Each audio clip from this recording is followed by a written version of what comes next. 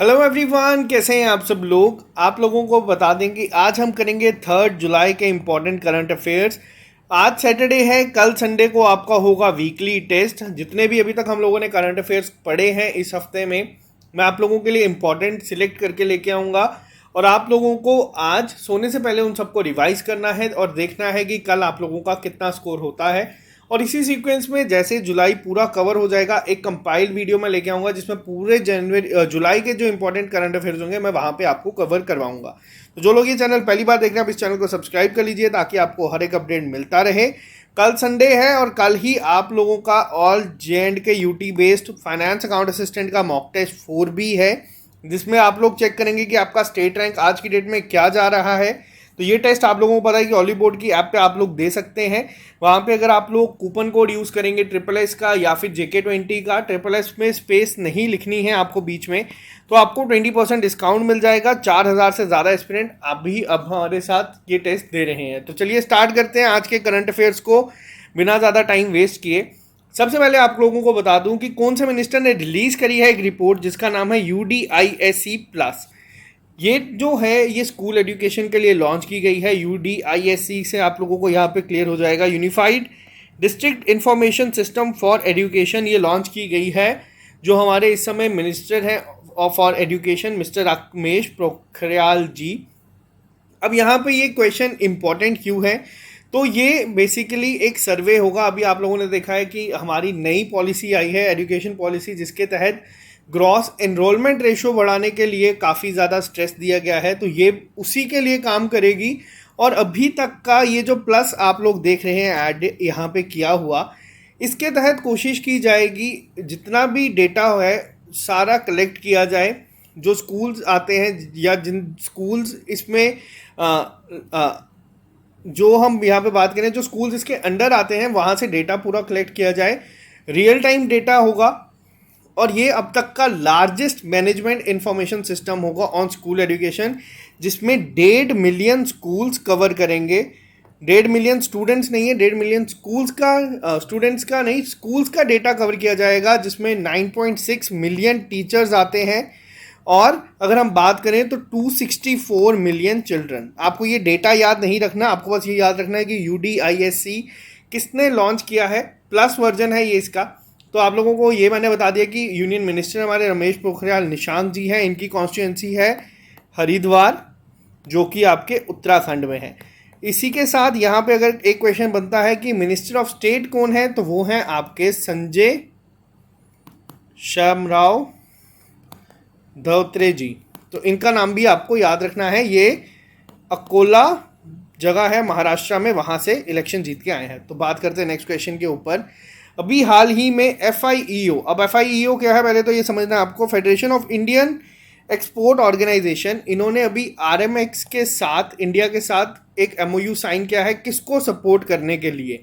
तो इन्होंने ये जो MOU साइन किया है, इसके तहत जो MSME एक्सपोर्टर्स हैं, अब यहाँ पे आपको समझना है, पहले आपको समझना है RMX क्या करता है। ये प्रोवाइड करता है एक प्रेफरेंशियल प्राइसिंग और ऑनलाइन सर्विसेज क्रॉस बॉर्डर जो शिपमेंट्स होती हैं उसके लिए। तो यहाँ पे वर्ड का ध्यान देना, MSME एक्सपोर्टर एग्जाम में हो सकता है कि आप लोगों से MSME इंपोर्टर्स भी करके कुछ लिखा हुआ ऑप्शंस, तो याद रखना है जो एक्सपोर्ट करते हैं हमारे माइक्रो स्मॉल और मीडियम एंटरप्राइजेस, उनके लिए किया गया है लॉन्च, ताकि वो अपना कॉस्ट एफिशिएंट वे में और रिलायबल लॉजिस्टिक सॉल्यूशंस के तहत जो एक्सपोर्ट करते हैं चीज़ें वो कर सके। तो RMX क्या करेगा, RMX यहाँ पे एक पूरा सर्विसेज प्रोवाइड करेगा, जिसके तहत पिकअप रिक्वेस्ट होगी, शिपमेंट्स जो प्रिपेयर होती हैं, और ऑनलाइन पेमेंट होगा थ्रू किसके अंडर, इनकी साइट पे होगा RMX के अंडर, ताकि एक पूरा ट्रस्टेड ब्रांड हो सके। जो FIEO के मेंबर्स हैं उनको 30% डिस्काउंट भी मिलेगा, जितना भी पूरा चार्जेस होता है उसके अकॉर्डिंग। तो हेल्प करने के लिए किया गया है जो MSME एक्सपोर्टर्स हैं उनके लिए।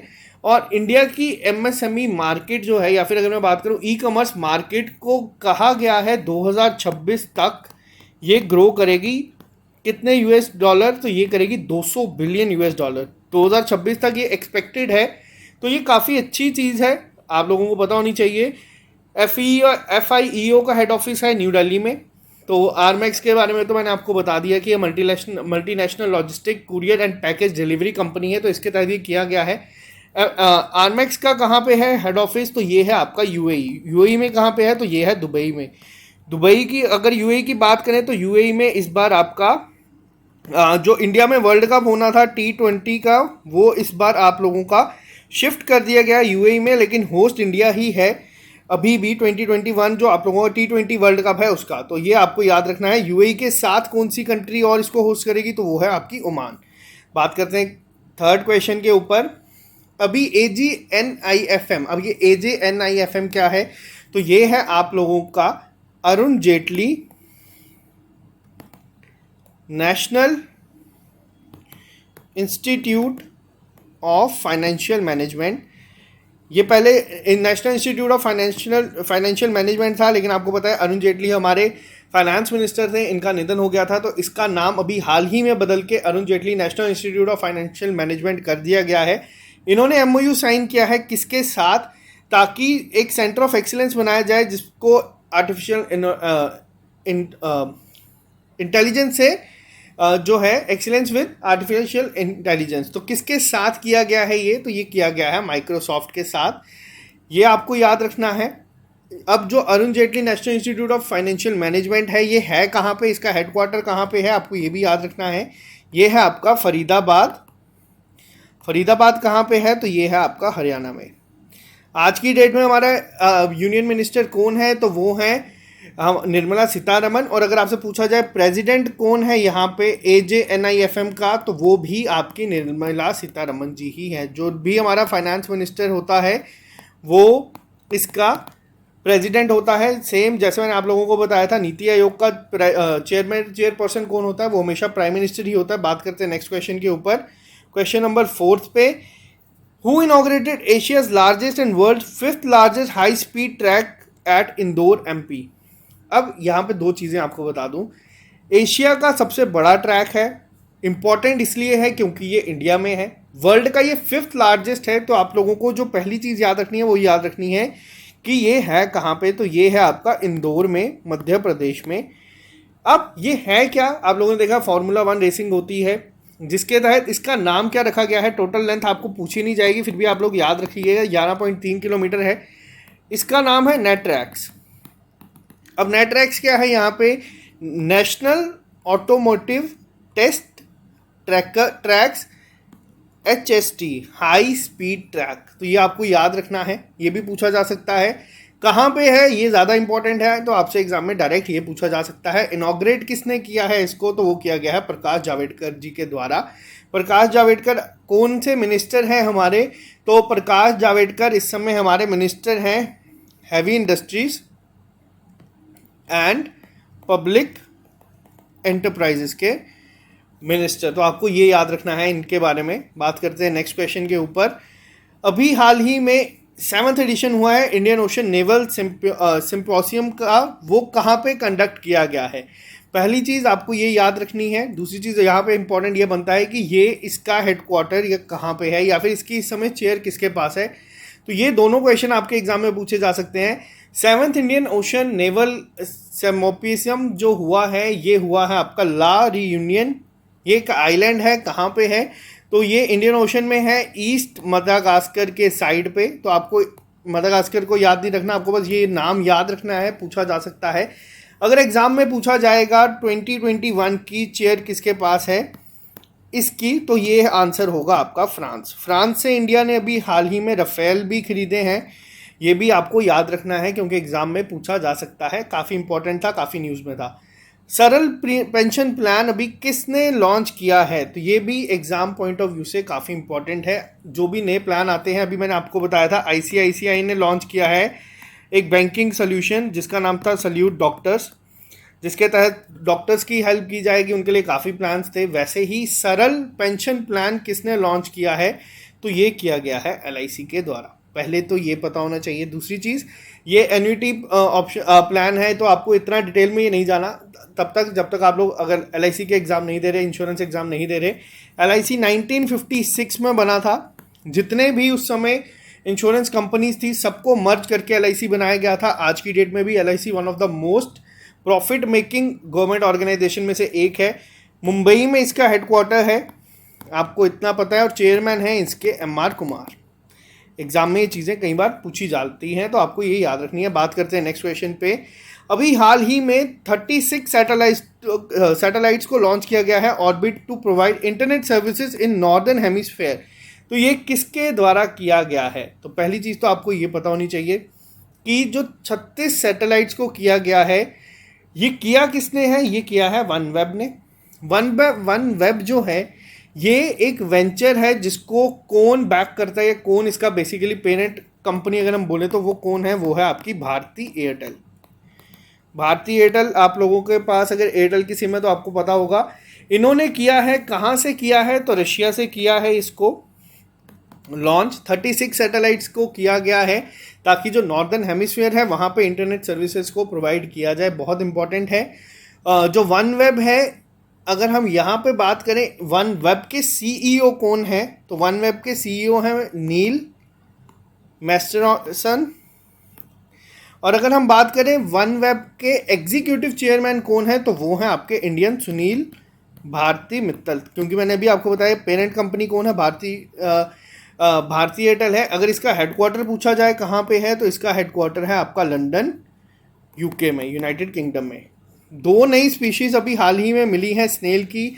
ये कहाँ पे मिली गई हैं? तो ये मिली हैं आपकी वेस्टर्न घाट्स में। अब यहाँ पे इंपॉर्टेंट क्वेश्चन ये नहीं बनता, वेस्टर्न घाट्स से आपको मैं बताता हूँ स्टैटिक फॉर्म में क्वेश्चन क्या पूछा जाता है। वेस्टर्न घाट्स को ही सह्याद्री कहा जाता है। किसमें? महाराष्ट्र में कहा जाता है इसे सह्याद्री के नाम से। अब जहाँ पे वेस्टर्न घाट्स और ईस्टर्न घाट्स मिलती हैं उस जगह को क्या कहा जाता है? उस जगह को कहा जाता है नीलगिरी हिल्स।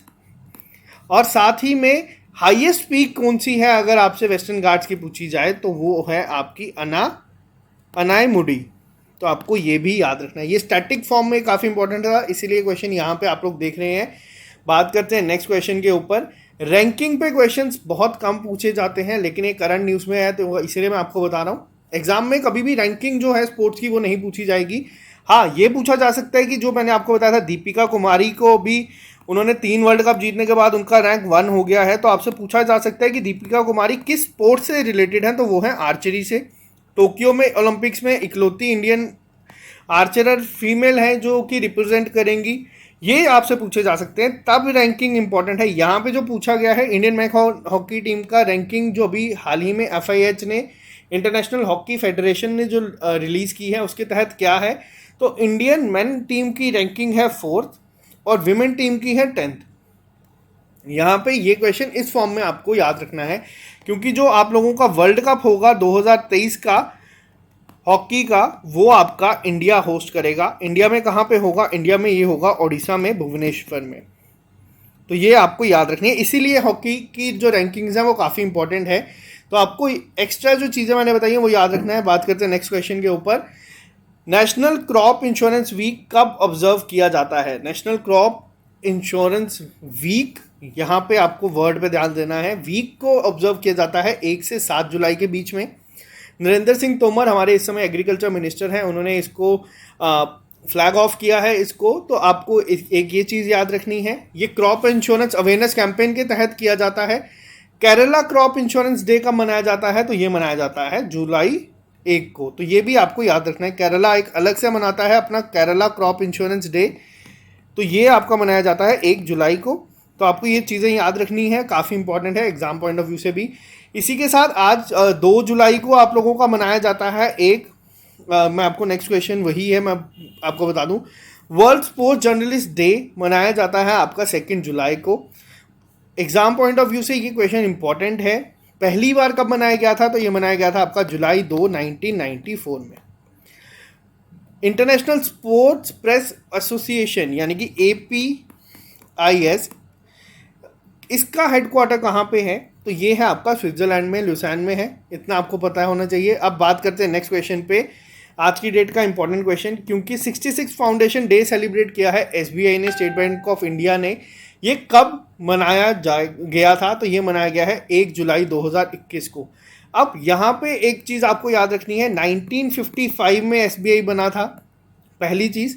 पहले एसबीआई का नाम क्या था आप लोगों के लिए, वो है होमवर्क। 1 जुलाई को बहुत सारे दिन मनाए जाते हैं, सारे आपको पता होने चाहिए। एक तो आपका नेशनल डॉक्टर्स डे आ गया, जिसकी थीम थी सेव द सेवियर्स। उसके बाद आप लोगों का चार्टेड अकाउंटेंट डे भी मनाया जाता है। उसके बाद आप लोगों का जीएसटी भी डे भी मनाया जाता है, क्योंकि पहली बार जीएसटी इंप्लीमेंट हुआ था। और इसी के साथ साथ एसबीआई का फाउंडेशन डे भी आपका 1 जुलाई को मनाया जाता है। तो ये इंपॉर्टेंट चीज़ें हैं, आपको आई होप क्लियर हुई होंगी। मैंने जो चीज़ें इंपॉर्टेंट है यहाँ पे मार्क कर दी हैं। अब आप लोग रिवाइज करना शुरू कर दीजिए। जितने भी अभी इस हफ्ते के करंट अफेयर्स हम लोगों ने पढ़े हैं, 27 से लेके 3 जुलाई तक के आप लोगों का टेस्ट होगा कल दिन में। और आप लोग प्रिपेयर कर लीजिए अपने आप को, ताकि फाइनेंस अकाउंट असिस्टेंट का जो मॉक टेस्ट 4 होगा वो आप लोगों का एक्चुअल एग्जाम की तरह होगा। उसी तरीके से ट्रीट करिएगा इसे और अपना स्टेट रैंक देखिएगा। फिर हम लोग 5 जुलाई को मैं आप लोगों के लिए एक एनालिसिस वीडियो लाऊंगा, जिसमें मैं आपको बताऊंगा इंप्रूवमेंट किस तरीके से कर सकते थे। Okay guys, bye bye, take care, all the best. पढ़ते रहें, तैयारी करते रहें। मिलते हैं आपसे कल नए लेक्चर के साथ।